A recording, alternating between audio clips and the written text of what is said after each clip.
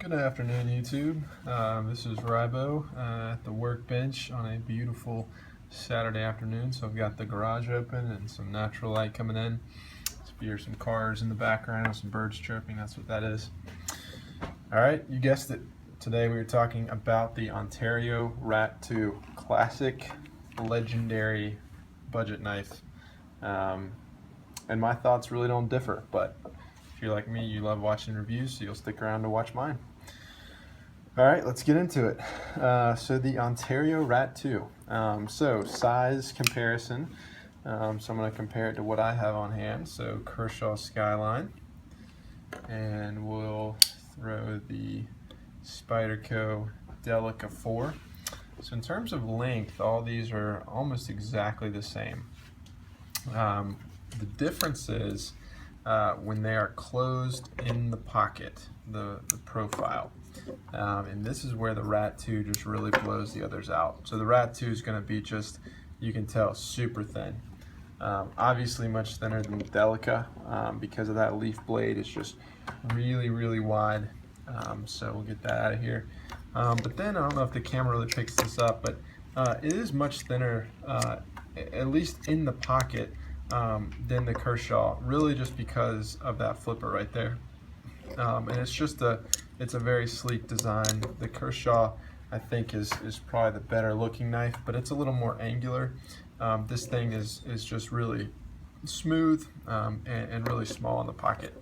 The Kershaw is maybe a little bit thinner. The Ontario Rat clip doesn't help with that, but we'll talk about that in a little bit.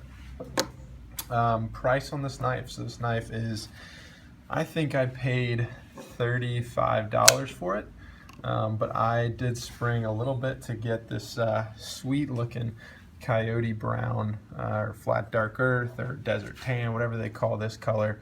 I want to say it's coyote brown with the black blade, and that's because my carry pistol is an F&S 9 compact, which is also in the flat dark earth, so I thought it'd be kind of cool to match those up.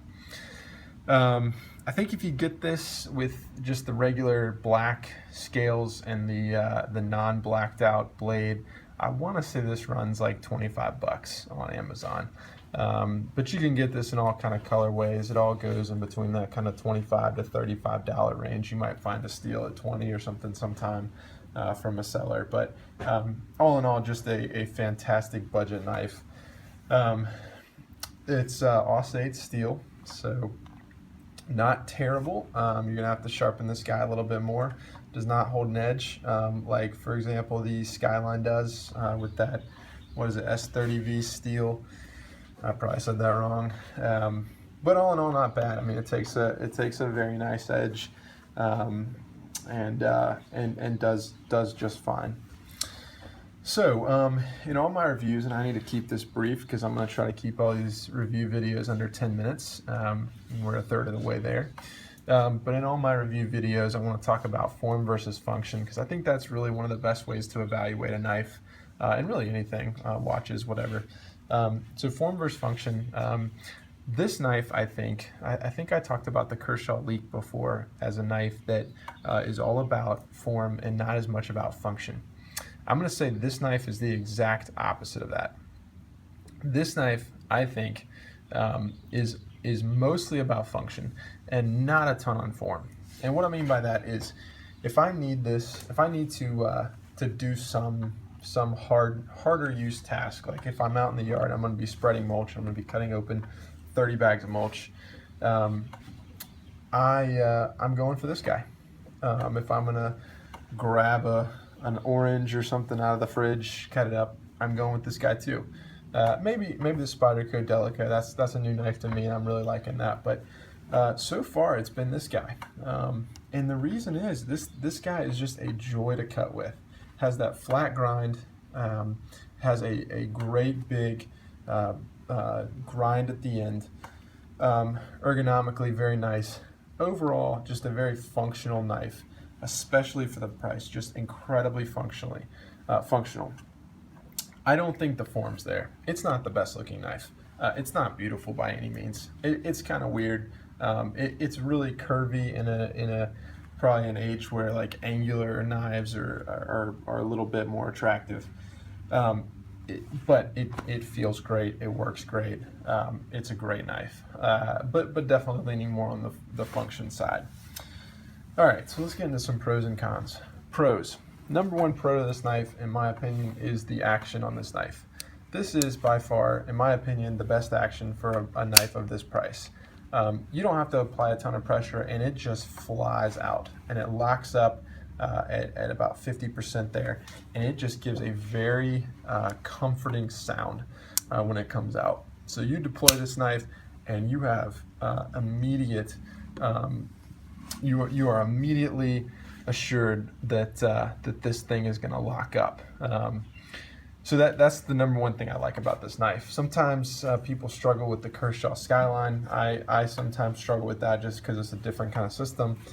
This knife for a liner lock, just amazing how quickly this thing can come out of the pocket and how good that sounds.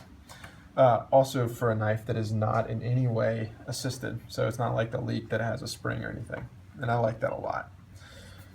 Second benefit of this knife, the grind. So this is a full flat grind. This is got a nice big grind on the edge there. And bottom line, it cuts great. This thing just, if you're slicing through food, if you're puncturing bags or cutting open boxes, I absolutely love a blade like this. Not the prettiest blade, looks kind of weird to me at least, not super attractive, especially when you compare it to something like the Skyline, which I think just has one of the coolest looking blades. But this thing definitely gets the job done. Price, obviously, huge pro to this knife, especially for the quality that you're getting. And then the ergonomics. So you can see this knife has a fairly deep finger choil. The jimping's not great, but it's there. And it just feels very nice. It's a little bit on the smaller side, but I like that in an everyday carry knife. All right, cons of this knife. The number one con of this knife, hands down, 100%. This knife would be just, I'd have 5 of them if they would change this. No G10 on the scales. And not only no G10, but no real texturing on the scales. I mean, in my opinion, this texturing is more for looks than it is for any kind of practicality, which is weird on a knife that really cares all about practicality. There's not much here to the texturing. I can feel it a little bit, but I don't know if you can hear that. Yeah, you probably can't, because I'm grinding my nail on what texture should be there, and there's not. Compare that to something like the Skyline G10 handles, and got a lot of texturing there. That I like.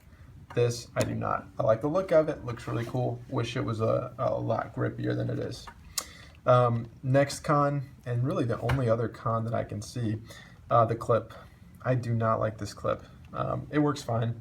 I think it came a little tight when you compare it to something like the Delica clip, but it's much bigger in terms of profile than the Skyline clip. Neither of these clips are very deep. The rat is actually a lot deeper than the others.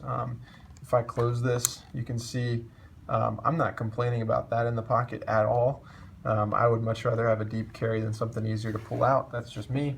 But the clip is just not very attractive, and it's huge. The other thing, going along with the whole like looks thing, is there a dumber name to a knife, to brand on the side of a knife, than Randall's Adventure Training? Give me a break. So I like that they abbreviated to the rat, but I can't wait till that wears off. All right, I'm gonna try to get this under 10 minutes. Bottom line, cut or carry? Absolutely carry. 10 out of 10 days a week, I would carry this. 10 out of 10 days a week, wow.